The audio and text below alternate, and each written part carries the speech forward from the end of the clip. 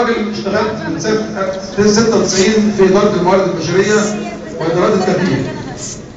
حافز التميز اللي هو احنا بنسميه انه الاجر النظير للاداء، ده مطبق على مستوى العالم في كل الشركات وفي كل المؤسسات وفي كل الشركات المصريه اللي هي لها اصل اجنبي موجوده في مصر.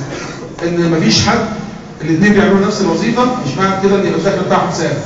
حتى لو مرتب واحد، حتى لو حافز الثابت واحد، لازم يبقى في حاجه تميز الشخص اللي بيشتغل عن اللي ما بيشتغلش. الشخص اللي بيأدي اداء جيد عن الشخص اللي بيأدي اداء متوسط عن الشخص اللي بيأدي اداء ضعيف.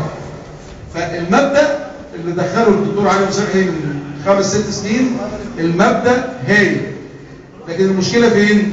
طريقه التنفيذ. خلاص؟ طريقه التنفيذ بعض المديرين، مش عايز اعمم برضه، بعض المديرين اعتبرها العصايه اللي في ايده اللي يجازي بيها على مزاجه. خلاص؟ مش مهم بقى مين اللي بيشتغل.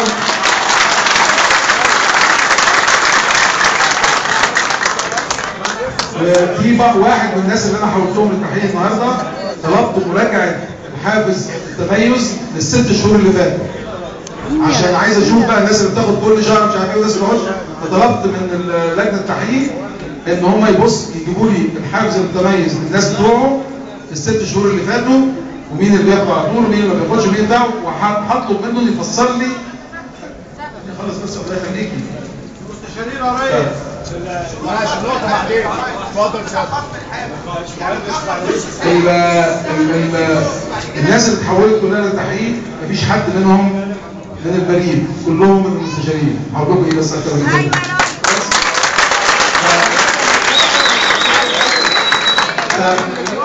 حافز التميز مش ممكن يكون كل الناس اللي كلمتني غلط، يعني مش ممكن انت لما تسمع المشكله من عدد صغير من الناس اتفضل استريح، اقول لك ايه اكتر من كده؟ اتفضل استريح، اوعدك ان اول واحد هتتكلم حضرتك. فالحافز التميز الغرض بتاعه كان غرض شريف وكان غرض صح من الناحيه الاداريه، لكن التطبيق تم تطبيقه بمنتهى السوء. خلاص؟ فهيتم مراجعته وهيتم وضع. ليه بقى تم تطبيقه بالشكل ده؟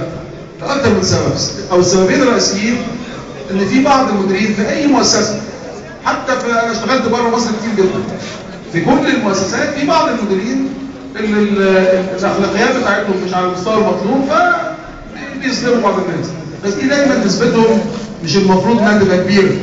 يعني في اي مؤسسه في اي حته بيبقى فيه 5% 4% والباقي ناس ليه. فالنسبه هنا مختلفه شويه، مش هقول 90 ولا 100 لكن النسبه مختلفه.